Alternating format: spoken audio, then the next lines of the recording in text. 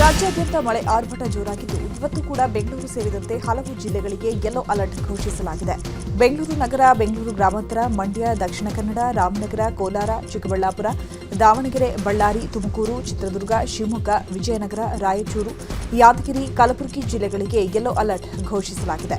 ಇನ್ನು ಚಿಕ್ಕಮಗಳೂರು, ಹಾಸನ, ಕೊಡಗು, ಮೈಸೂರು, ಚಾಮರಾಜನಗರ ಸೇರಿದಂತೆ 5 ಜಿಲ್ಲೆಗಳಿಗೆ ಆರೆಂಜ್ ಅಲರ್ಟ್ ಘೋಷಿಸಲಾಗಿದೆ. ಬೆಂಗಳೂರಿನಲ್ಲಿ ಬಿರುಗಾಳಿ ಸಹಿತ ಜೋರು ಮಳೆಗೆ ಸಿಲಿಕಾನ್ ಸಿಟಿಯ ಅನೇಕ ಕಡೆ ಹಲವು ಮರಗಳು ಧರೆಗುರುಳಿವೆ. ಆದರೆ ಉರುಳಿ ಬಿದ್ದ ಮರಗಳನ್ನ ಇನ್ನೂ ತೆರವು ಮಾಡದ ಕಾರಣಕ್ಕೆ ಸಾರ್ವಜನಿಕರು ಪರದಾಡ್ತಿದ್ದಾರೆ. 5 ಪಾಲಿಕೆಯ ವ್ಯಾಪ್ತಿಯಲ್ಲಿ ಏಪ್ರಿಲ್ 29ರಂದು 287 ಮರಗಳು ಧರಾಶಾಯಿಯಾಗಿವೆ. ಧರೆಗೆ ಬಿದ್ದ 287 ಮರಗಳ ಪೈಕಿ 206 ಮರಗಳನ್ನ ನಿನ್ನೆ ರಾತ್ರಿ ತನಕ ತೆರವುಗೊಳಿಸಲಾಗಿದೆ. ಇನ್ನು ಗಾಳಿ ಮಳೆಗೆ ಬಿದ್ದಂತಹ 723 ಮರದ ಕೊಂಬೆಗಳಲ್ಲಿ 456 ಮರಗಳ ಕೊಂಬೆಗಳನ್ನ ತೆರವು ಮಾಡಲಾಗಿದೆ. ಉಳಿದವುಗಳನ್ನ ಹಾಗೆ ಬಿಟ್ಟಿದ್ದಾರೆ. ಬೆಂಗಳೂರು ನಗರದಲ್ಲಿ ಮಳೆಯಿಂದ ಮರ ಬಿದ್ದು ವಾಹನ ಸಂಚಾರಕ್ಕೆ ಅಡ್ಡಿ ಆಗಿರುವ ವಿಚಾರವಾಗಿ ಸಂಚಾರಿ ಜಂಟಿ ಪೊಲೀಸ್ ಆಯುಕ್ತ ಕಾರ್ತಿಕ್ ರೆಡ್ಡಿ ಜಿಪಿಎಗೆ ಪತ್ರ ಬರೆದಿದ್ದಾರೆ. ಜಿಪಿಎ ಮುಖ್ಯ ಆಯುಕ್ತ ಮಹೇಶ್ವರ್ ರಾವ್ಗೆ ಪತ್ರ ಬರೆದಿದ್ದು, ನಗರದಲ್ಲಿ 404 ಕಡೆಗಳಲ್ಲಿ ಅಪಾಯಕಾರಿ ಮರಗಳಿವೆ. ತ್ವರಿತಗತಿಯಲ್ಲಿ ಆ ಮರಗಳನ್ನು ತೆರವು ಮಾಡುವಂತೆ ಮನವಿ ಮಾಡಲಾಗಿದೆ. ಮರಗಳ ತೆರವು ಮಾಡದಿದ್ದರೆ ಸಂಚಾರಕ್ಕೆ ಅಡ್ಡಿಯಾಗುವ ಸಾಧ್ಯತೆ ಇದೆ ಎನ್ನುವ ಬಗ್ಗೆ ಲೊಕೇಶನ್ ಸಮೇತ ಮರಗಳ ವಿವರಗಳನ್ನು ಜಿಬಿಎಗೆ ನೀಡಲಾಗಿದೆ. ಈ ಬಗ್ಗೆ ಡಿಸಿಎಂ ಮಾತನಾಡಿ, ಮೊದಲ ಹಂತದಲ್ಲಿ 448 ಮರಗಳ ರೆಂಬೆ ಕೊಂಬೆಗಳನ್ನು ಕಟ್ ಮಾಡುವಂತೆ ಜಿಬಿಎಗೆ ಸೂಚನೆ ನೀಡಿದ್ದೇನೆ ಅಂತ ಹೇಳಿದರು. ಬೆಂಗಳೂರಿನ ಬೌರಿಂಗ್ ಆಸ್ಪತ್ರೆ ಬಳಿ ಕಾಂಪೌಂಡ್ ಕುಸಿದು 7 ಮಂದಿ ಸಾವನ್ನಪ್ಪಿದ್ದ ಪ್ರಕರಣದಲ್ಲಿ 2 ಇಂಜಿನಿಯರ್ಗಳನ್ನು ಜಿಬಿಎ ಅಮಾನತು ಮಾಡಿದೆ. ಶಿವಾಜಿನಗರದ EE ಮೊಹಮ್ಮದ್ ಜಾವೇದ್ ಹಾಗೂ ವಸಂತನಗರದ AEE ರುದ್ರಮುನಿ ಸಸ್ಪೆಂಡ್ ಆಗಿದ್ದಾರೆ. ಕರ್ತವ್ಯ ಲೋಪದ ಆಧಾರದ ಮೇರೆಗೆ 2 ಇಂಜಿನಿಯರ್ಗಳನ್ನು ಸಸ್ಪೆಂಡ್ ಮಾಡಲಾಗಿದೆ. ಜೊತೆಗೆ 2 ಮೇಲೂ ಇಲಾಖಾ ತನಿಖೆಗೆ GBA chief commissioner Maheshwar Rao ಆದೇಶಿಸಿದ್ದಾರೆ. ಭಾರೀ ಬಿರುಗಾಳಿಗೆ ವಿದ್ಯುತ್ ತಂತಿಯ ಮೇಲೆ ತೆಂಗಿನ ಮರ ಉರುಳಿ ಬಿದ್ದಿದ್ದು, ಮರ ಬಿದ್ದ ರಭಸಕ್ಕೆ 2 ವಿದ್ಯುತ್ ಕಂಬಗಳು ಮುರಿದು ಬಿದ್ದಿವೆ. ಮೈಸೂರು ಜಿಲ್ಲೆ ನಂಜನಗೂಡು ತಾಲೂಕಿನ ಈರೇಗೌಡನಹುಂಡಿ ಗ್ರಾಮದಲ್ಲಿ ಈ ಘಟನೆ ನಡೆದಿದೆ. ಅದೃಷ್ಟವಶಾತ್ ಯಾವುದೇ ಪ್ರಾಣಹಾನಿ ಸಂಭವಿಸಿಲ್ಲ. ಗಾಳಿ ಮಳೆಗೆ ವಿದ್ಯುತ್ ಕಂಬಗಳು ವಾಲಾಡ್ತಾ ಇದ್ದು, ಅಂತಹ ವಿದ್ಯುತ್ ಕಂಬಗಳನ್ನು ತೆರವು ಮಾಡುವಂತೆ ಜೆಸ್ಕಾಂ ಅಧಿಕಾರಿಗಳಿಗೆ ಗ್ರಾಮಸ್ಥರು ಮನವಿ ಮಾಡಿದ್ದಾರೆ.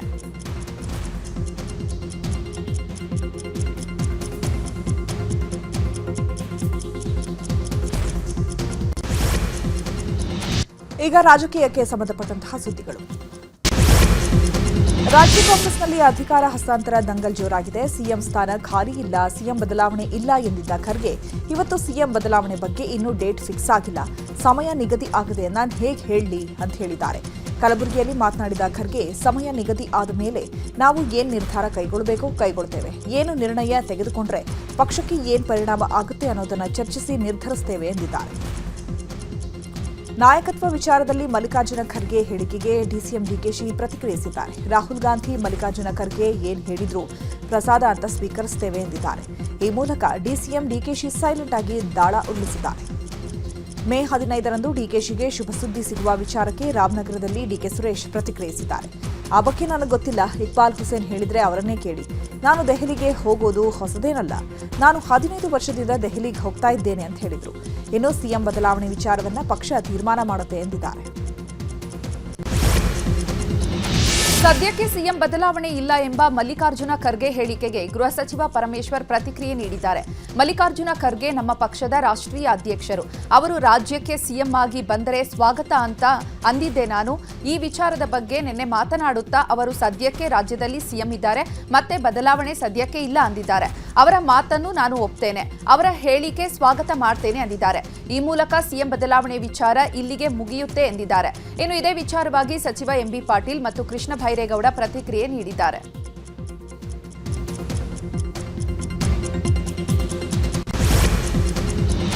ಸಂಪುಟ ಪುನಾರಚನೆಗೆ ಒತ್ತಡ ಹೇರಿರುವ ಹಿರಿಯ ಶಾಸಕರು ಮತ್ತೆ ಕಾಂಗ್ರೆಸ್ ಹೈಕಮಾಂಡ್ ಭೇಟಿಗೆ ಮುಂದಾಗಿದ್ದಾರೆ.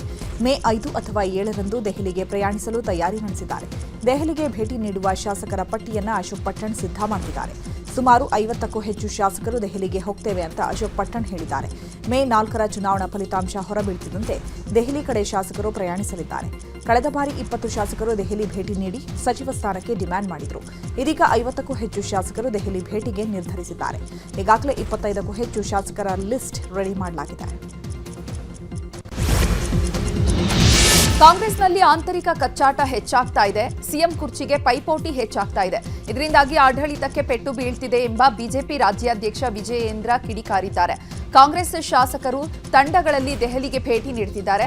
ಇವರು ನಮ್ಮ ರಾಜ್ಯದ ಶಾಸಕರೋ ಅಥವಾ ದೆಹಲಿ ರಾಜ್ಯದ ಶಾಸಕರೋ ಅನ್ನುವಂತಹ ರೀತಿ ಕಾಂಗ್ರೆಸ್ ಶಾಸಕರು ನಡೆದುಕೊಳ್ತಿದ್ದಾರೆ ಅಂತ ಕಿಡಿಕಾರಿದ್ದಾರೆ.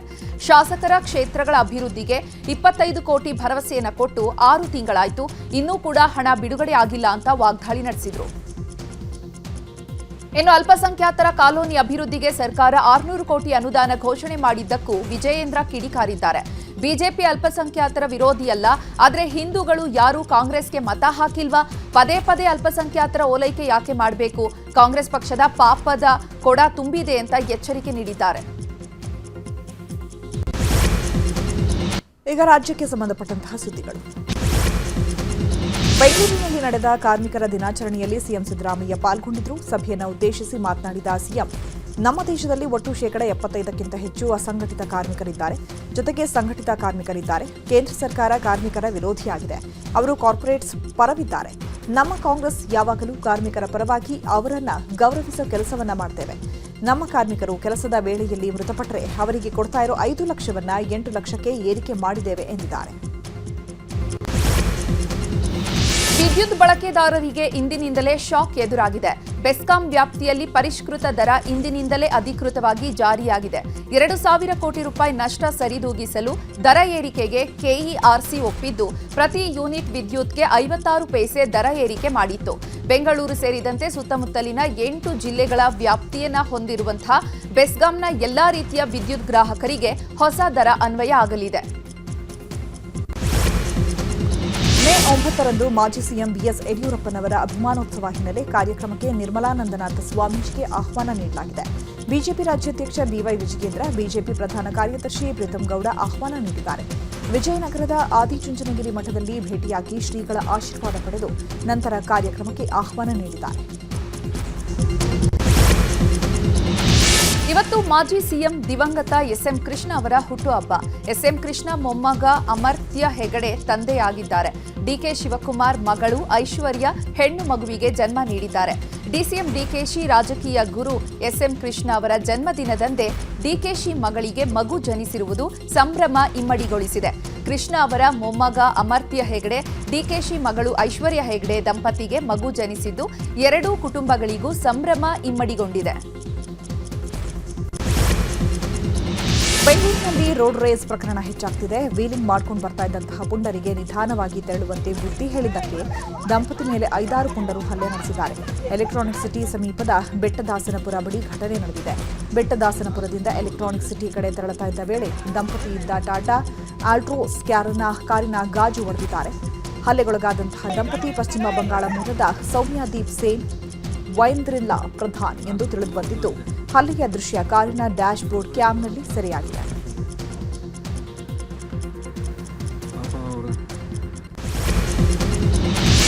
ಗ್ಯಾಸ್ ದರ ಏರಿಕೆಯ ಸುದ್ದಿಗಳನ್ನು ನೋಡೋಣ. ಮಧ್ಯಪ್ರಾಚ್ಯ ಯುದ್ಧದಿಂದ ಈಗಾಗಲೇ ಕಮರ್ಷಿಯಲ್ ಸಿಲಿಂಡರ್ ಅಭಾವ ಹೆಚ್ಚಾಗಿದೆ. ಸಿಲಿಂಡರ್ ಸಿಗದೆ ಹಲವು ಹೋಟೆಲ್ಗಳು ಬಂದ್ ಆಗಿದೆ. ಈ ಮಧ್ಯೆ ಕಮರ್ಷಿಯಲ್ ಸಿಲಿಂಡರ್ ಬೆಲೆ ಮತ್ತೆ ಏರಿಕೆ ಮಾಡಲಾಗಿದೆ. 19 ಕೆಜಿಯ ಕಮರ್ಷಿಯಲ್ ಸಿಲಿಂಡರ್ ದರವನ್ನ ಇಂದು 991 ರೂಪಾಯಿ ಹೆಚ್ಚಿಸಲಾಗಿದೆ. ಈ ಮೂಲಕ ಈಗ ಒಂದು ಸಿಲಿಂಡರ್ ಬೆಲೆ 3,153ಕ್ಕೆ ಏರಿಕೆಯಾಗಿದೆ. ಆದರೆ ಗೃಹ ಬಳಕೆ ಸಿಲಿಂಡರ್ನಲ್ಲಿ ಯಾವುದೇ ದರ ಏರಿಕೆ ಆಗಿಲ್ಲ. ಇನ್ನು ಕಮರ್ಷಿಯಲ್ ಸಿಲಿಂಡರ್ ಬೆಲೆ ಹೆಚ್ಚಳದ ಬಗ್ಗೆ ಕಂದಾಯ ಸಚಿವ ಕೃಷ್ಣ ಬೈರೇಗೌಡ ಪ್ರತಿಕ್ರಿಯೆ ನೀಡಿದ್ದಾರೆ. ಚುನಾವಣೆ ನಂತರ ಸಿಲಿಂಡರ್ ಬೆಲೆ ಹೆಚ್ಚಿಸಿದ್ದಾರೆ. ಕೇಂದ್ರ ಸರ್ಕಾರ ಚುನಾವಣೆಗೆ ಮುನ್ನ ಒಂದು ರೀತಿ, ಚುನಾವಣೆಯ ನಂತರ ಒಂದು ರೀತಿ ನಡೆದುಕೊಳ್ತಾ ಇದೆ ಅಂತ ಕಿಡಿಕಾರಿದ್ದಾರೆ. ಕೇಂದ್ರ ಸರ್ಕಾರ ತಕ್ಷಣ ಇದನ್ನ ನಿಯಂತ್ರಣ ಮಾಡಬೇಕು, ದುಡಿಯುವ ವರ್ಗಕ್ಕೆ ಅನುಕೂಲ ಮಾಡಿಕೊಡಬೇಕು ಅಂತ ಆಗ್ರಹಿಸಿದ್ದಾರೆ. ಕಮರ್ಷಿಯಲ್ ಸಿಲಿಂಡರ್ ದರ ಏರಿಕೆ ವಿಚಾರದ ಬಗ್ಗೆ ಕಲಬುರಗಿಯಲ್ಲಿ ಎಐಸಿಸಿ ಅಧ್ಯಕ್ಷ ಮಲ್ಲಿಕಾರ್ಜುನ ಖರ್ಗೆ ಪ್ರತಿಕ್ರಿಯೆ ನೀಡಿದ್ದಾರೆ. ಕಮರ್ಷಿಯಲ್ ಸಿಲಿಂಡರ್ ಬೆಲೆಯನ್ನ ಒಂದೇ ದಿನದಲ್ಲಿ 991 ರೂಪಾಯಿಗೆ ಏರಿಕೆ ಮಾಡಿದೆ. ಮೋದಿ ಯಾವುದೇ ದರ ಏರಿಕೆ ಮಾಡಲ್ಲ ಅಂತ ಹೇಳಿದ್ರು, ಆದರೆ ಈಗ ಪ್ರತಿಯೊಂದು ವಸ್ತುಗಳ ದರ ಏರಿಕೆ ಮಾಡುತ್ತಿದ್ದಾರೆ. ಈ ಮೂಲಕ ದೇಶದ ಜನರಿಗೆ ಸಂಕಷ್ಟ ತಂದಿಟ್ಟಿದ್ದಾರೆ ಎಂದಿದ್ದಾರೆ. ಕಮರ್ಷಿಯಲ್ ಸಿಲಿಂಡರ್ ಬೆಲೆ ಏರಿಕೆಗೆ ಡಿಸಿಎಂ ಡಿಕೆಶಿ ಆಕ್ರೋಶ ವ್ಯಕ್ತಪಡಿಸಿದ್ದಾರೆ. ಚುನಾವಣೆ ಮುಗಿಲಿ ಅಂತಾನೆ ಬಿಜೆಪಿಗರು ಕಾಯ್ತಾ ಇದ್ರು, ಚುನಾವಣೆ ಮುಗಿದ ಕೂಡಲೇ ಗ್ಯಾಸ್ ಬೆಲೆ ಹೆಚ್ಚಳ ಮಾಡಿದ್ದಾರೆ ಅಂತ ಕಿಡಿಕಾರಿದರು. ಇನ್ನು ಈ ಬಗ್ಗೆ ಅಶೋಕ್ ಕೂಡ ಸಮರ್ಥನೆಯನ್ನ ಮಾಡ್ಕೊಂಡಿದ್ದಾರೆ. ನಾವು ಚುನಾವಣೆಯ ನಂತರ ಏನ್ ಗ್ಯಾಸ್ ಬೆಲೆ ಏರಿಕೆ ಮಾಡಿಲ್ಲ ಅಂತ ಹೇಳಿ ಡಿಕೆಶಿ ಹೇಳಿರುವಂತಹ ಸ್ಟೇಟ್ಮೆಂಟ್ಗೆ ಸಮರ್ಥನೆ ಕೊಟ್ಕೊಂಡಿದ್ದಾರೆ. ಕಮರ್ಷಿಯಲ್ ಗ್ಯಾಸ್ ದರ ಏರಿಕೆಯ ಹಿನ್ನೆಲೆ ಹೋಟೆಲ್ಗಳಲ್ಲಿ ಟೀ, ಕಾಫಿ, ತಿಂಡಿ, ಊಟದ ದರ ಏರಿಕೆ ಮಾಡಲು ನಿರ್ಧರಿಸಲಾಗಿದೆ. ಇಂದಿನಿಂದಲೇ ದರ ಏರಿಕೆ ಮಾಡಲು ಹೋಟೆಲ್ ಮಾಲೀಕರ ಸಂಘ ನಿರ್ಧರಿಸಿದೆ. ಹೋಟೆಲ್ ಮಾಲೀಕರ ಸಂಘದ ಅಧ್ಯಕ್ಷ ಪಿಸಿ ರಾವ್ ಈ ಕುರಿತು ಮಾತನಾಡಿದ್ದು, ಹೋಟೆಲ್ ತಿಂಡಿ ದರ ಏರಿಕೆ ಮಾಡಲು ನಿರ್ಧರಿಸಲಾಗಿದೆ ಎಂದರು. ವಾಣಿಜ್ಯ ಸಿಲಿಂಡರ್ ಬೆಲೆ ಏರಿಕೆ ಹಿನ್ನೆಲೆ ಮೈಸೂರು ಹೋಟೆಲ್ ಮಾಲೀಕರ ಸಂಘದ ಅಧ್ಯಕ್ಷ ನಾರಾಯಣಗೌಡ ಆಕ್ರೋಶ ವ್ಯಕ್ತಪಡಿಸಿದ್ದಾರೆ. ವಾಣಿಜ್ಯ ಸಿಲಿಂಡರ್ ಬೆಲೆ ಏಕಾಏಕಿ 993 ರೂಪಾಯಿ ಬೆಲೆ ಏರಿಕೆಯಾಗಿದೆ. ಇದರಿಂದ ಹಲವಾರು ಕ್ಷೇತ್ರಗಳಲ್ಲಿ ಬೆಲೆ ಏರಿಕೆ ಅನಿವಾರ್ಯವಾಗಿದೆ. ಫೆಬ್ರವರಿಯಲ್ಲಿ 19 ಕೆಜಿ ವಾಣಿಜ್ಯ ಗ್ಯಾಸ್ ಸಿಲಿಂಡರ್ ಬೆಲೆ 2,162 ರೂಪಾಯಿ ಇತ್ತು. ಈಗ 3,153 ರೂಪಾಯಿ ಆಗಿದೆ. ಈ ರೀತಿ ನಿರಂತರವಾಗಿ ಬೆಲೆ ಏರಿಸಿದರೆ ಹೋಟೆಲ್ ಉದ್ಯಮಗಳು ನಡೆಸೋದಾದ್ರೂ ಹೇಗೆ? ಕಾಳಸಂತೆಯಲ್ಲಿ 5,000 ಇತ್ತು, ಇನ್ನು ಮುಂದೆ ಇನ್ನಷ್ಟು ಬೆಲೆ ಜಾಸ್ತಿ ಮಾಡ್ತಾರೆ ಅಂತ ಕಿಡಿಕಾರಿದರು. ವಾಣಿಜ್ಯ ಸಿಲಿಂಡರ್ ದರ ಏರಿಕೆ ಹಿನ್ನೆಲೆಯಲ್ಲಿ ಉತ್ತರ ಕನ್ನಡ ಜಿಲ್ಲೆಯ ಹೋಟೆಲ್ ಮಾಲೀಕರು ಕಕ್ಕಾಬಿಕ್ಕಿಯಾಗಿದ್ದಾರೆ. ಈಗಾಗಲೇ ಮಧ್ಯಪ್ರಾಚ್ಯ ದೇಶಗಳ ಯುದ್ಧದ ಎಫೆಕ್ಟ್ನಿಂದ ವಾಣಿಜ್ಯ ಸಿಲಿಂಡರ್ ಸಿಗದೆ ಹೋಟೆಲ್ ಉದ್ಯಮ ನಷ್ಟದಲ್ಲಿದೆ. ಈಗ 990 ರೂಪಾಯಿ ದರ ಏರಿಕೆ ಮಾಡಿದ ಹಿನ್ನೆಲೆಯಲ್ಲಿ ಗಾಯದ ಮೇಲೆ ಬರೆ ಎಳೆದಂತಾಗಿದೆ ಅಂತ ತಮ್ಮ ಅಳಲು ತೋಡಿಕೊಂಡಿದ್ದಾರೆ. ಕಮರ್ಷಿಯಲ್ ಸಿಲಿಂಡರ್ ಬೆಲೆ ಏರಿಕೆ ಬೆನ್ನಲ್ಲೇ ಆಟೋ ಎಲ್ಪಿಜಿ ದರವೂ ಏರಿಕೆಯಾಗಿದೆ. ಇಂದಿನಿಂದ ಆಟೋ ಎಲ್ಪಿಜಿ ಮೇಲೆ 5 ರೂಪಾಯಿ 73 ಪೈಸೆ ಏರಿಕೆ ಮಾಡಲಾಗಿದೆ. ನಿನ್ನೆ 89 ರೂಪಾಯಿ 35 ಪೈಸೆ ಇದ್ದಂತಹ ದರ ಇವತ್ತು ದಿಢೀರ್ ಏರಿಕೆಯಾಗಿದೆ. 1 ಲೀಟರ್ ಆಟೋ ಎಲ್ಪಿಜಿ ದರ 95.08 ರೂಪಾಯಿಗೆ ಮಾರಾಟ ಮಾಡಲಾಗ್ತಾ ಇದೆ. ಸರ್ಕಾರಿ ಸ್ವಾಮ್ಯದ ಆಟೋ ಎಲ್ಪಿಜಿ ಬಂಕ್ಗಳಲ್ಲಿ 5.73 ಪೈಸೆ ದರ ಹೆಚ್ಚಳ ಮಾಡಲಾಗಿದೆ. ಪಶ್ಚಿಮ ಬಂಗಾಳದಲ್ಲಿ ಚುನಾವಣಾ ಆಯೋಗ 15 ಬೂತ್ಗಳಲ್ಲಿ ಮರು ಮತದಾನ ಘೋಷಣೆ ಮಾಡಲಾಗಿದೆ. ನಾಳೆಯೇ ಮರು ಮತದಾನ ನಡೆಸಲು ಚುನಾವಣಾ ಆಯೋಗ ಘೋಷಣೆ ಮಾಡಿದೆ. ಮಗ್ರಹಾತ್ ಪಶ್ಚಿಮ ವಿಧಾನಸಭಾ ಕ್ಷೇತ್ರದ 11 ಮತಗಟ್ಟೆಗಳು, ಡೈಮಂಡ್ ಹಾರ್ಬರ್ ವಿಧಾನಸಭಾ ಕ್ಷೇತ್ರದ 4 ಮತಗಟ್ಟೆಗಳು ಸೇರಿದಂತೆ ಒಟ್ಟು 15 ಮತಗಟ್ಟೆಗಳಲ್ಲಿ ನಾಳೆಯೇ ಮರು ಮತದಾನ ನಡೆಯಲಿದೆ. ಪಂಜಾಬ್ ಸಿಎಂ ಭಗವಂತ್ ಮಾನ್ ಸಿಂಗ್ ಕುಡಿದು ವಿಧಾನಸಭೆಗೆ ಆಗಮಿಸಿದ್ದಾರೆ ಅಂತ ಬಿಜೆಪಿ ರಾಜ್ಯಸಭಾ ಸದಸ್ಯೆ ಸ್ವಾಲಿ ಮಲಿವಾಲ್ ಆರೋಪ ಮಾಡಿದ್ದಾರೆ. ಇತ್ತೀಚೆಗಷ್ಟೇ ರಾಘವ್ ಚಡ್ಡಾ ಜೊತೆಗೂಡಿ ಎಎಪಿಯನ್ನ ತೊರೆದು ಬಿಜೆಪಿ ಸೇರ್ಪಡೆಯಾಗಿದ್ದಂತಹ ಸ್ವಾತಿ ಮಾಲಿವಾಲ್ ಪಂಜಾಬ್ ಮುಖ್ಯಮಂತ್ರಿಗೆ ಆಲ್ಕೋಹಾಲ್ ಟೆಸ್ಟ್ ಮಾಡಬೇಕು, ಕುಡಿದು ಪ್ರಜಾಪ್ರಭುತ್ವದ ದೇಗುಲ ವಿಧಾನಸಭೆ ಪ್ರವೇಶ ಮಾಡಿದ್ದು ಸಾಬೀತಾದ ಬಳಿಕ ಮುಖ್ಯಮಂತ್ರಿ ಹುದ್ದೆಯಿಂದ ಪದಚ್ಯುತಿ ಮಾಡಬೇಕು ಅಂತ ಒತ್ತಾಯ ಮಾಡಿದ್ದಾರೆ. ಸಭೆ ಬಹಿಷ್ಕರಿಸಿದ್ದಾರೆ ಕಾಂಗ್ರೆಸ್ ಸದಸ್ಯರು. ಜಮ್ಮುವಿನ ಬಂಟಲ ಪ್ರದೇಶದಲ್ಲಿ ನಿರ್ಮಾಣ ಹಂತದ ಸೇತುವೆ ಕುಸಿತ ಕಂಡಿದೆ. ಸೇತುವೆ ಅವಶೇಷಗಳ ಅಡಿ ಕಾರ್ಮಿಕರು ಸಿಕ್ಕಿದ್ದು ಸ್ಥಳದಲ್ಲಿ ಭರದಿಂದ ರಕ್ಷಣಾ ಕಾರ್ಯಾಚರಣೆ ನಡೆದಿದೆ. 4-5 ಕಾರ್ಮಿಕರು ಅವಶೇಷಗಳ ಅಡಿಯಲ್ಲಿ ಸಿಲುಕಿರುವ ಶಂಕೆ ಇದೆ. ಬರ್ತ್ ಸರ್ಟಿಫಿಕೇಟ್ ನೀಡಲು ಅಧಿಕಾರಿಯೊಬ್ಬ ಲಂಚ ಪಡೆದು ರೆಡ್ ಹ್ಯಾಂಡ್ ಆಗಿ ಸಿಕ್ಕಿಬಿದ್ದಿದ್ದಾನೆ. ಉತ್ತರ ಪ್ರದೇಶದ ಗೋಂಡಾದಲ್ಲಿ 10,000 ಕೊಟ್ರೆ ಜನನ ಪ್ರಮಾಣ ಪತ್ರ ಕೊಡ್ತೇನೆ ಅಂದಿದ್ದ ಅಧಿಕಾರಿ ಲಾಕ್ ಆಗಿದ್ದಾನೆ. ಲಂಚ ಪಡೆದ ಅಧಿಕಾರಿಯನ್ನ ಭ್ರಷ್ಟಾಚಾರ ನಿಗ್ರಹ ದಳ ರೆಡ್ ಹ್ಯಾಂಡ್ ಆಗಿ ವಶಕ್ಕೆ ಪಡೆದಿದೆ. ಟಿಕೆಟ್ ಇಲ್ಲದೆ ಇದ್ದಿದ್ದಕ್ಕೆ 20,000 ರೂಪಾಯಿ ಲಂಚ ಕೇಳಿದ ಚೆಕ್ಕಿಂಗ್ ಅಧಿಕಾರಿ ಮೇಲೆ ಕಂಡಕ್ಟರ್ ಮತ್ತು ಪ್ರಯಾಣಿಕರು ಹಲ್ಲೆ ನಡೆಸಿದ್ದಾರೆ. ಈ ಘಟನೆ ತೆಲಂಗಾಣದ ಹೈದರಾಬಾದ್ನಿಂದ ನಾರಾಯಣ ಶೇಡ್ಗೆ ಪ್ರಯಾಣಿಸ್ತಾ ಇದ್ದಂತಹ ಆರ್ಟಿಸಿ ಬಸ್ನಲ್ಲಿ ನಡೆದಿದೆ. ಉತ್ತರ ಪ್ರದೇಶದಲ್ಲಿ ಸ್ಮಾರ್ಟ್ ಮೀಟರ್ ಫೈಟ್ ಜೋರಾಗಿದೆ. ಫಿರೋಜಾಬಾದ್ ಬಳಿಕ ಆಗ್ರಾದಲ್ಲಿ ಜನರು ಮನೆಯಲ್ಲಿದ್ದಂತಹ ಸ್ಮಾರ್ಟ್ ಮೀಟರ್ಗಳನ್ನು ಕಿತ್ತೆಸೆತಾ ಇದ್ದಾರೆ. ರಸ್ತೆಗೆ ಸ್ಮಾರ್ಟ್ ಮೀಟರ್ಗಳನ್ನು ಬಿಸಾಡಿ ಸರ್ಕಾರದ ವಿರುದ್ಧ ಆಕ್ರೋಶವನ್ನು ವ್ಯಕ್ತಪಡಿಸಿದ್ದಾರೆ.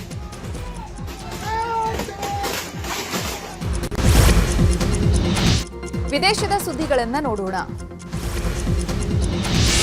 ಇರಾನ್ ಅಮೆರಿಕ ಯುದ್ಧ ಮತ್ತೆ ಶುರುವಾಗುವ ಲಕ್ಷಣಗಳು ಕಾಣಿಸ್ತಾ ಇದೆ. ಸಂಧಾನ ಮಾತುಕತೆ ಮಧ್ಯೆ ಇಸ್ರೇಲ್ನ ಅಶ್ಡೋಡ್ ಮತ್ತು ಹೈಫಾ ಬಂದರುಗಳಲ್ಲಿ ಅಮೆರಿಕದ ಬೃಹತ್ ಹಡಗುಗಳು ಲಂಗರು ಹಾಕಿವೆ. 6,500 ಟನ್ ಯುದ್ಧ ಸಾಮಗ್ರಿಗಳನ್ನು ಅಮೆರಿಕ ಇಸ್ರೇಲ್ಗೆ ರವಾನಿಸಿದೆ. ಇದರಲ್ಲಿ ಅತ್ಯಾಧುನಿಕ ಕ್ಷಿಪಣಿಗಳು, ಮಿಲಿಟರಿ ಟ್ರಕ್ಗಳು ಮತ್ತು ಯುದ್ಧ ವಾಹನಗಳು ಇಸ್ರೇಲ್ನಲ್ಲಿ ಸೇರಿವೆ.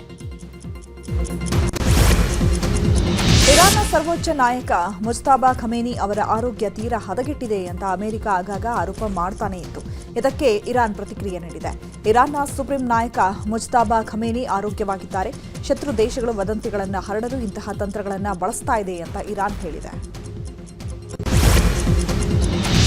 ಮಧ್ಯಪ್ರಾಚ್ಯ ಯುದ್ಧವು ಆಫ್ರಿಕಾದ ಕೆಲವು ಭಾಗಗಳಲ್ಲಿ ತೀವ್ರ ಆಹಾರ ಕೊರತೆ, ಬೆಲೆ ಏರಿಕೆಗೆ ಕಾರಣವಾಗಬಹುದು ಅಂತ ವಿಶ್ವದ ಅತಿ ದೊಡ್ಡ ರಸಗೊಬ್ಬರ ಕಂಪನಿಯ ಮುಖ್ಯ ಕಾರ್ಯನಿರ್ವಾಹಕರು ಎಚ್ಚರಿಕೆ ನೀಡಿದ್ದಾರೆ.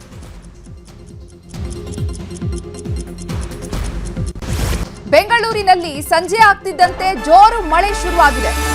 ಬಸವನಗುಡಿ, ಜಯನಗರ ಸೇರಿದಂತೆ ಹಲವೆಡೆ ಮಳೆ ಆಗ್ತಾ ಇದೆ. ಮೊನ್ನೆಯೂ ಕೂಡ ಸಂಜೆ ಆಗ್ತಿದ್ದಂತೆ ಧಾರಾಕಾರ ಮಳೆಯಾಗಿತ್ತು. ಇವತ್ತು ಕೂಡ ಸಂಜೆ ಆಗ್ತಿದ್ದಂತೆ ಮಳೆ ಶುರುವಾಗಿದೆ. ಯೆಲ್ಲೋ ಅಲರ್ಟ್ ಘೋಷಣೆ ಮಾಡಿದೆ ಹವಾಮಾನ ಇಲಾಖೆ. ಇನ್ನೆರಡು ದಿನವೂ ಕೂಡ ಬೆಂಗಳೂರಿಗೆ ಯೆಲ್ಲೋ ಅಲರ್ಟ್ ಘೋಷಿಸಲಾಗಿದೆ. ಮುಂದಿನ 3 ಗಂಟೆಗಳ ಕಾಲ ಆರೆಂಜ್ ಅಲರ್ಟ್ ಇರುತ್ತೆ. ಮಂಡ್ಯ, ಮೈಸೂರು, ತುಮಕೂರು ಜಿಲ್ಲೆಗಳಿಗೆ ಅಲರ್ಟ್ ನೀಡಲಾಗಿದೆ. ಹವಾಮಾನ ಇಲಾಖೆ ಮುನ್ಸೂಚನೆಯನ್ನು ನೀಡಿದೆ. ಸೌತ್ ಅಂಡ್ ಸರ್ಕಲ್ ಸುತ್ತಮುತ್ತ ಈಗಾಗಲೇ ಮಳೆ ಆರಂಭವಾಗಿದೆ. ಲಾಲ್ಬಾಗ್ ಸುತ್ತಮುತ್ತ ಕೂಡ ಧಾರಾಕಾರವಾಗಿ ಮಳೆ ಆಗ್ತಾ ಇದೆ. ಇದರಿಂದಾಗಿ ರಸ್ತೆಯಲ್ಲೆಲ್ಲ ನೀರು ನಿಂತಿದೆ. ಸಂಜೆ ಆಗ್ತಿದ್ದಂತೆ ಕಚೇರಿಯ ಕೆಲಸ ಕಾರ್ಯಗಳನ್ನೆಲ್ಲ ಮುಗಿಸ್ಕೊಂಡು ಮನೆಗೆ ಹೊರಡುವಂತಹ ಸಮಯ, ಕರೆಕ್ಟ್ ಆಗಿ ಸಂಜೆ ಸಮಯಕ್ಕೆ ಬೆಂಗಳೂರಿನಲ್ಲಿ ಮಳೆ ಶುರುವಾಗ್ತಾ ಇದೆ. ಇದರಿಂದಾಗಿ ಕಚೇರಿಯಿಂದ ಮನೆಗೆ ತೆರಳುವಂತಹ ನೌಕರರಿಗೆ, ಬೀದಿ ವ್ಯಾಪಾರಿಗಳಿಗೆ ಸಾಕಷ್ಟು ಸಮಸ್ಯೆ ಉಂಟಾಗ್ತಾ ಇದೆ. ಇವತ್ತು ಕೂಡ SP ರೋಡ್ ಇರ್ಬೋದು, ಸೌತ್ ಅಂಡ್ ಸರ್ಕಲ್, ಬಸವನಗುಡಿ ಎಲ್ಲ ಕಡೆ ಸಾಕಷ್ಟು ಮಳೆ ಆಗ್ತಾ ಇದೆ. ನೋಡಿ, SP ರೋಡ್ನ ವಿಜುವಲ್ಸ್ ಅನ್ನ ಗಮನಿಸ್ತಿದ್ದೀವಿ. ಸರಾಗವಾಗಿ ಮಳೆ ನೀರು ಹರಿದು ಹೋಗ್ಲಿಕ್ಕೆ ಅಲ್ಲಿ ವ್ಯವಸ್ಥೆ ಇಲ್ಲ. ಇದರಿಂದಾಗಿ ನೀರೆಲ್ಲವೂ ಕೂಡ ರಸ್ತೆಗೆ ಬಂದ್ಬಿಟ್ಟಿರುತ್ತೆ. ರಸ್ತೆ ಎಲ್ಲವೂ ಕೂಡ ಒಂದ್ ರೀತಿ ಕೆರೆಯಂತೆ ಭಾಸವಾಗ್ತಾ ಇರುತ್ತೆ. ಅಷ್ಟು ನೀರು ನಿಲ್ಲುವಂತಹ ಪರಿಸ್ಥಿತಿ ಬೆಂಗಳೂರಲ್ಲಿದೆ. ಮೊನ್ನೆ ಸುರಿದಂತಹ ಮಳೆಗೆ ಏನೆಲ್ಲ ಅವಾಂತರಗಳಾಯಿತು ಅನ್ನೋದನ್ನ ಗಮನಿಸಿದ್ವಿ. 280 ಮರಗಳು ಧರಾಶಾಯಿಯಾಗಿತ್ತು. 400ಕ್ಕೂ ಹೆಚ್ಚು ರೆಂಬೆ ಕೊಂಬೆಗಳೆಲ್ಲ ರಸ್ತೆಗೆ ಬಿದ್ದಿದ್ದರಿಂದ ಅದನ್ನ ತೆರವು ಮಾಡುವಂತಹ ಕಾರ್ಯ ಕೂಡ ಇನ್ನೂ ಪೂರ್ಣ ಆಗಿಲ್ಲ. ಒಂದು ಅಂಡರ್ ಪಾಸ್ ಅಲ್ಲಿ ನೀರು ತುಂಬಿಕೊಂಡ್ರೆ ಅದನ್ನ ಕ್ಲಿಯರ್ ಮಾಡಲಿಕ್ಕೆ GBA ತಗೋತಿರುವಂತಹ ಟೈಮು 1 ದಿನ ಆದ್ರೂ ಕೂಡ ಕ್ಲಿಯರ್ ಮಾಡ್ಲಿಕ್ಕೆ ಆಗ್ತಾ ಇಲ್ಲ. ಅಂತಹ ಪರಿಸ್ಥಿತಿ ಇದೆ. ಇವಾಗ ಮಳೆ ಶುರುವಾಗಿದೆ. ಮತ್ತೇನು ಅನಾಹುತಗಳಾಗುತ್ತೆ ಗೊತ್ತಿಲ್ಲ. ಆದ್ರೆ ಮಳೆಯಿಂದಾಗಿ ಮುನ್ನೆಚ್ಚರಿಕಾ ಕ್ರಮಗಳನ್ನ ಏನ್ ತೆಗೆದುಕೊಳ್ಬೇಕಿತ್ತು, ಏನೆಲ್ಲ ವ್ಯವಸ್ಥೆಗಳನ್ನ ಮಾಡಬೇಕಿತ್ತು ಅಂದ್ರೆ ರಸ್ತೆಗೆ ನೀರು ಬರದೇ ಇರೋ ರೀತಿ ಅಥವಾ ಒಣಗಿರುವಂತಹ ರೆಂಬೆ ಕೊಂಬೆಗಳು ಮರಗಳನ್ನ ತೆರವು ಮಾಡುವಂಥದ್ದು, ಇಂತಹ ಕಾರ್ಯಗಳಲ್ಲಿ ಅಧಿಕಾರಿಗಳು ವಿಫಲವಾಗಿರುವಂಥದ್ದು ಎದ್ದು ಕಾಣಿಸ್ತಾ ಇದೆ. ನೋಡಿ, KR ಮಾರ್ಕೆಟ್ನ ದೃಶ್ಯಗಳಿವೆ. ಸಾಕಷ್ಟು ವ್ಯಾಪಾರಿಗಳಿರ್ತಾರೆ, ಬೀದಿ ಬದಿ ವ್ಯಾಪಾರಿಗಳಿರ್ತಾರೆ. ಮನೆಗೆ ಹಣ್ಣು ತರಕಾರಿಯನ್ನು ಕೊಂಡ್ಕೊಳ್ಳೋದಕ್ಕೆ ಬರುವಂಥವರ ಜನಸಂಖ್ಯೆ ಕೂಡ ಜಾಸ್ತಿ ಇರುತ್ತೆ. ಇಲ್ಲಿ ಕೂಡ ನೀರು ಸರಾಗವಾಗಿ ಹರಿದು ಹೋಗ್ಲಿಕ್ಕೆ ವ್ಯವಸ್ಥೆ ಇಲ್ಲ. ಇದರಿಂದಾಗಿ ಎಲ್ಲರೂ ಕೂಡ ಅಕ್ಷರಶಃ ನರಕ ಅನುಭವಿಸ್ತಿದ್ದಾರೆ. ಇಷ್ಟು ದಿನ ಬಿಸಿಲಿನ ಹೊಡೆತ ಯಾವ ರೀತಿ ಇತ್ತು ಅಂದ್ರೆ ಎಲ್ಲರೂ ಕೂಡ ಯಾವಾಗ ಮಳೆ ಬರುತ್ತಪ್ಪ ಅಂತ ಕಾಯ್ತಾ ಇದ್ರು. ಆದ್ರೆ ಈಗ ಮಳೆ ಹೊಡೆತ ಯಾವ ರೀತಿ ಇದೆ ಅಂದ್ರೆ ಒಂದೇ ದಿನಕ್ಕೆ ಸಾಕಪ್ಪ ಸಾಕು ಈ ಮಳೆ ಸಹವಾಸ ಅಂತಿದ್ದಾರೆ ಬೆಂಗಳೂರಿನ ಮಂದಿ. ಅಷ್ಟರ ಮಟ್ಟಿಗೆ ಮಳೆ ಕಾಟ ಕೊಡ್ತಾ ಇದೆ. ಜಯನಗರದಲ್ಲೂ ಕೂಡ ಗಮನಿಸ್ತಿದ್ದೀವಿ, ಸಾಕಷ್ಟು ವಾಹನಗಳ ದಟ್ಟಣೆ ಇದೆ. ಒಂದ್ ಕಡೆ ಟ್ರಾಫಿಕ್ ಜಾಮ್ ಉಂಟಾಯಿತು ಅಂದ್ರೆ ಹೇಳೋ ಹಾಗೆ ಇಲ್ಲ. ಗಂಟೆಗಟ್ಟಲೆ ಟ್ರಾಫಿಕ್ ಅಲ್ಲೇ ಸಿಲುಕುವಂತಹ ಪರಿಸ್ಥಿತಿ ಎದುರಾಗುತ್ತೆ. ಮಳೆ ಶುರು ಆಯಿತು ಅಂದ್ರೆ ಸಿಲಿಕಾನ್ ಸಿಟಿಯಲ್ಲಿ ಟ್ರಾಫಿಕ್ನ ಸಮಸ್ಯೆ ದೊಡ್ಡದಾಗಿ ಕಾಡುತ್ತೆ. ಇನ್ನು ಈ ಬಗ್ಗೆ ಹೆಚ್ಚಿನ ಮಾಹಿತಿಯನ್ನು ನೀಡ್ತಾರೆ ನಮ್ಮ ಪ್ರತಿನಿಧಿ ಪ್ರಗತಿ ಶೆಟ್ಟಿ. ನೇರ ಸಂಪರ್ಕದಲ್ಲಿ ಜಾಯಿನ್ ಆಗ್ತಿದ್ದಾರೆ. ಪ್ರಗತಿ ಶೆಟ್ಟಿ, ಮೊನ್ನೆ ಸುರಿದಂತಹ ಮೊದಲ ಮಳೆಗೆ ಸಿಲಿಕಾನ್ ಸಿಟಿ ಅಕ್ಷರಶಃ ನಲುಗಿ ಹೋಗಿತ್ತು. ಈಗ ಮತ್ತೆ ಮಳೆ ಶುರು ಆಗ್ತಾ ಇದೆ. ಹೇಗಿದೆ ಬೆಂಗಳೂರಿನಲ್ಲಿ ಮಳೆಯ ಪರಿಸ್ಥಿತಿ? ಚೈತ್ರ, ಬಂದಂತಹ ಕೆಲವೇ ನಿಮಿಷದ ಮಳೆಗೆ ಈಗಾಗಲೇ ನಗರದ ಹಲವು ರಸ್ತೆಗಳು ಒಂಥರ ಮಿನಿ ಕೆರೆ ಆಗೋಗ್ಬಿಟ್ಟಿದೆ. ಕರಾವಳಿಯಲ್ಲಿ ಹೆಂಗೆ ಸಮುದ್ರದ ಅಲೆಗಳು ಬರುತ್ತೋ ಆ ತರ ರಸ್ತೆಯಲ್ಲಿ ಅಲೆಗಳು ಬರ್ತಾ ಇದೆ. ನಾನು ನಿಮ್ಗೆ ನೇರವಾಗಿ ದೃಶ್ಯ ಸಮೇತವಾಗಿ ಎಕ್ಸ್ಪ್ಲೇನ್ ಮಾಡ್ತಾ ಹೋಗ್ತೀನಿ. ನೀವು ಗಮನಿಸ್ತಾ ಇರೋದು ಎಲ್ಲೋ ಭಯಂಕರ ಬೆಂಗಳೂರಿನ GBA ಕಚೇರಿಯಿಂದ ದೂರದಲ್ಲಿರುವಂತಹ ರಸ್ತೆ ಅಲ್ಲ. ಇದು GBA ಕೇಂದ್ರ ಕಚೇರಿಯ ಮುಖ್ಯ ಕಚೇರಿಯ ಕೂಗಳತೆಯ ದೂರದಲ್ಲಿರುವಂತಹ ರಸ್ತೆ. JC ರೋಡ್ ನ ರಸ್ತೆಯನ್ನ ನಾನು ನಿಮ್ಗೆ ತೋರಿಸ್ತಾ ಇರೋದು. ಒಂದಲ್ಲ ಎರಡಲ್ಲ, ಎಷ್ಟೇ ಸಲ ಮಳೆ ಬಂದ್ರೂ ಕೂಡ ಈ ಭಾಗದಲ್ಲಿ ಇದೇ ರೀತಿಯಾದಂತಹ ಚಿತ್ರಣ. ಅಂದ್ರೆ ಪ್ರತಿ ಸಲ ಮಳೆ ಬಂದ್ರೂ ಕೂಡ ಇಲ್ಲಿ ರಸ್ತೆಯಲ್ಲಿ ನೀರ್ ನಿಲ್ಲುತ್ತೆ, ಮೊಣಕಾಲುದ್ದವರೆಗೂ ಕೂಡ ನೀರ್ ನಿಲ್ಲುತ್ತೆ. ಈಗ ಕೆಲವೇ ಹೊತ್ತಿನ ಮಳೆಗೆ ಅಂದ್ರೆ ಒಂದು 5 ರಿಂದ 10 ನಿಮಿಷದ ಮಳೆಗೆ ನೀವು ಗಮನಿಸ್ತಾ ಇದ್ರೆ ಈ ಪ್ರಮಾಣದಲ್ಲಿ ನೀರ್ ನಿಂತಿರೋದು. ಅಂದ್ರೆ ಈ ಭಾಗದಲ್ಲಿ ಎಷ್ಟೇ ರಸ್ತೆ ಸರಿ ಮಾಡಿದ್ರು ಕೂಡ, ವೈಟ್ ಟಾಪಿಂಗ್ ಕಾಮಗಾರಿ ಮತ್ತೊಂದು ಮಗದೊಂದು ಎಲ್ಲ ಮಾಡಿದ್ರು ಕೂಡ ಮತ್ತೆ ರಸ್ತೆಯಲ್ಲಿ ನೀರ್ ನಿಲ್ತಾ ಇದೆ. ಕಾರಣ ಏನು ಅಂತ ಕೇಳಿದ್ರೆ, ರಸ್ತೆಯಲ್ಲಿ ಭಾಗದಲ್ಲಿ ನೀರು ಹರಿದು ಹೋಗೋದಕ್ಕೆ ಸರಿಯಾದಂತಹ ವ್ಯವಸ್ಥೆ ಮಾಡಲಿಲ್ಲ, ಸೂಕ್ತವಾದಂತಹ ವ್ಯವಸ್ಥೆ ಮಾಡದೆ ಇರುವಂತದ್ದೇ, ಸಮರ್ಪಕವಾಗಿ ನೀರು ಹರಿದು ಹೋಗೋದಕ್ಕೆ ಇಲ್ಲಿ ವ್ಯವಸ್ಥೆ ಇಲ್ಲದೆ ಇರುವಂತದ್ದೇ ಈ ರೀತಿಯಾಗಿ ನೀರು ರಸ್ತೆಯಲ್ಲಿ ನಿಲ್ಲೋದಕ್ಕೆ ಕಾರಣ ಅಂತ ಹೇಳಲಾಗ್ತಾ ಇದೆ. ಒಂದಷ್ಟು ವಾಹನ ಸವಾರರನ್ನ ಮಾತಾಡಿಸಿದಾಗ ಅವರು ಕೂಡ ಹೇಳ್ತಾ ಇದ್ರು, ವಾಹನಗಳು ಕೆಟ್ಟೋಗ್ತಾ ಇದೆ, ಇಲ್ಲೇ ರಸ್ತೆಯಲ್ಲೇ ನೀರಿನಲ್ಲೇ ಗಾಡಿಗಳಲ್ಲಿ ಏನೋ ನಿಂತ್ಕೊಳ್ಳೋದ್ರಿಂದ ವಾಹನಗಳು ಕೆಟ್ಟೋಗ್ತಾ ಇದೆ ಅನ್ನುವಂತಹ ಆಕ್ರೋಶವನ್ನು ಕೂಡ ಅವರು ಹೊರಹಾಕ್ತಾ ಇದ್ರು. ಜೊತೆಗೆ ಟ್ರಾಫಿಕ್ ಜಾಮ್ ಇಂದ ಹಿಡಿದು ನಾನಾ ಕಾರಣಗಳಿಗೆ, ಸಮಸ್ಯೆಗಳಿಗೆ ಈ ರಸ್ತೆ ಕಾರಣ ಆಗ್ತಾ ಇದೆ. ಕಳೆದ 2-3 ವರ್ಷಗಳಿಂದಲೂ ಕೂಡ ಈ ಭಾಗದಲ್ಲಿ ನೀರು ನಿಲ್ತಾ ಇದೆ, ಆದ್ರೂ ಕೂಡ ಸರಿಯಾಗಿ ನೀರು ಹರಿದು ಹೋಗೋದಕ್ಕೆ ಸೂಕ್ತವಾದಂತಹ ವ್ಯವಸ್ಥೆ ಈ ಭಾಗದಲ್ಲಿ ಅಧಿಕಾರಿಗಳು ಮಾಡಿಲ್ಲ. ಎಲ್ಲೋ ದೂರದಲ್ಲಿಲ್ಲ, ಜಿಬಿಎ ಮುಖ್ಯ ಕಚೇರಿಯ ಕೂಗಳತೆ ದೂರದಲ್ಲಿರುವಂತಹ ರಸ್ತೆಯ ಹಣೆಬರ ಇದು. ಇನ್ನು ಬೆಂಗಳೂರಿನ ಬೇರೆ ಬೇರೆ ರಸ್ತೆಯ ಹಣೆಬರ ಯಾವ ರೀತಿ ಇರಬಹುದು ಅಂತ ಅಂದಾಜು ಮಾಡ್ಕೊಳ್ಬಹುದು. ಚೈತ್ರ, ಪ್ರಗತಿ ಶೆಟ್ಟಿ, ಇನ್ನು ಮೊದಲ ಮಳೆಗೇನೆ 10 ಮಂದಿ ಸಾವನ್ನಪ್ಪಿದ್ರು. ಅಂತಹ ಪರಿಸ್ಥಿತಿ ಬೆಂಗಳೂರಲ್ಲಿದೆ. ನಿನ್ನೆ ಇನ್ನು ಸಿಎಂ ಸಿದ್ದರಾಮಯ್ಯ ಅವರು ಮಳೆ ಅಲರ್ಟ್ ಕುರಿತು ಸಭೆಯನ್ನ ಕೂಡ ನಡೆಸಿದ್ರು. ಅಧಿಕಾರಿಗಳಿಗೆ ಒಂದಷ್ಟು ಸೂಚನೆಯನ್ನ ಕೊಟ್ಟಿದ್ದಾರೆ. ಅದೆಲ್ಲವೂ ಕೂಡ ಕಾರ್ಯರೂಪಕ್ಕೆ ಬಂದಿದ್ಯಾ, ಶುರುವಾಗಿದ್ಯಾ? ಅಧಿಕಾರಿಗಳ ಕೆಲಸ ಶುರು ಮಾಡಿದಾರಾ, ಹೇಗೆ? ಚೈತ್ರ, ಪ್ರತಿ ವರ್ಷ ಕೂಡ ಏನಾದ್ರೂ ಒಂದು ಸಂದರ್ಭ ಆದಾಗ, ಅವಘಡ ಆದಾಗ ಸಭೆ ಆಗತ್ತೆ, ಅಥವಾ ಯಾರು ಮೃತಪಟ್ಟಿರ್ತಾರೆ ಅವರ ಕುಟುಂಬಕ್ಕೆ ಪರಿಹಾರ ಘೋಷಣೆ ಮಾಡ್ತಾರೆ, ಎಲ್ಲವೂ ಆಗತ್ತೆ. ಆದ್ರೆ ಅದಾದ್ಮೇಲೆ ಅಧಿಕಾರಿಗಳು ಏನ್ ಕೆಲಸ ಮಾಡ್ತಾರೆ ಅಥವಾ ಗ್ರೌಂಡ್ ಲೆವೆಲ್ ಅಲ್ಲಿ ಏನ್ ವರ್ಕ್ ಆಗುತ್ತೆ ಅನ್ನೋದು ಇಂಪಾರ್ಟೆಂಟ್ ಆಗುತ್ತೆ. ನೋಡಿ, ಅವ್ರ ಕೆಲಸ ಮಾಡಿದ್ರೆ ಜಿಬಿಎ ಮುಖ್ಯ ಕಚೇರಿಯ ಹತ್ರದಲ್ಲಿರುವಂತಹ ಈ ರಸ್ತೆ ಈ ತರ ಇರ್ತಾ ಇರ್ಲಿಲ್ಲ. ಯಾಕಂದ್ರೆ ಇದ್ರ ಪಕ್ಕದ ರಸ್ತೆ ವೈಟ್ ಟಾಪಿಂಗ್ ಮಾಡಿದೀವಿ ಅಂತ ಹೇಳಿ ಅದನ್ನ ಸರಿ ಮಾಡಿರ್ತಾರೆ. ಆದ್ರೆ ಈ ರಸ್ತೆ ಹಣೆಬರ ಮಾತ್ರ ಹಿಂಗೆ ಇದೆ. ಕೇವಲ ಇದೊಂದೇ ರಸ್ತೆ ಅಲ್ಲ, ಕೆಆರ್ ಮಾರ್ಕೆಟ್ ನ ಹಲವು ರಸ್ತೆಗಳಲ್ಲೂ ಕೂಡ ಇದೇ ರೀತಿಯಾದಂತಹ ಸಮಸ್ಯೆ ಇರೋದು. ವಾಹನ ಸವಾರರನ್ನ ಮಾತಾಡಿಸ್ತಾ ಹೋಗ್ತೀವಿ. ಸರ್, ಈ ರೀತಿಯಾಗಿ ಮಳೆ ನೀರಲ್ಲಿ ಗಾಡಿ ನಿಂತ್ರೆ ಏನ್ ಪ್ರಾಬ್ಲಮ್ ಆಗುತ್ತೆ? ನಿಂತ್ಕೊಂಡ್ಬಿಡತ್ತೆ, ಆಫ್ ಆಗ್ಬಿಡತ್ತೆ ಗಾಡಿ. ಪ್ಯಾಸೆಂಜರು ಇಲ್ಲಿ ಅಲ್ಲ, ತೊಂದರೆ ಆಗತ್ತೆ. ಯಾರಿಗೆ ಹೇಳೋಣ ನಾವು? ಹಂಗಾಗಿದೆ ಸಮಸ್ಯೆ. ಗಾಡಿ ಆಫೇ ಆಗ್ಬಿಡತ್ತೆ ನೀರು ಹೊಡೆದ್ಬಿಟ್ರೆ. ಆಗತ್ತೆ 1,000 1,500 ಬೇಕು. ಸೊ ಇದು ಇಲ್ಲಿರುವಂತಹ ವಾಹನ ಸವಾರರು ಹೇಳ್ತಾ ಇರುವಂತದ್ದು. ಅಂದ್ರೆ ಪದೇ ಪದೇ ಸಮಸ್ಯೆಗಳನ್ನ ಹೇಳಿ ಹೇಳಿ ಸಾಕಾಗಿ ಹೋಗಿದೆ, ಆದ್ರೆ ಪರಿಹಾರ ಮಾತ್ರ ಸಿಗ್ತಾ ಇಲ್ಲ ಅಂತ ಆಕ್ರೋಶವನ್ನ ಹೊರಹಾಕ್ತಾ ಇರುವಂತದ್ದು. ಚೈತ್ರ, ಧನ್ಯವಾದ ಪ್ರಗತಿ.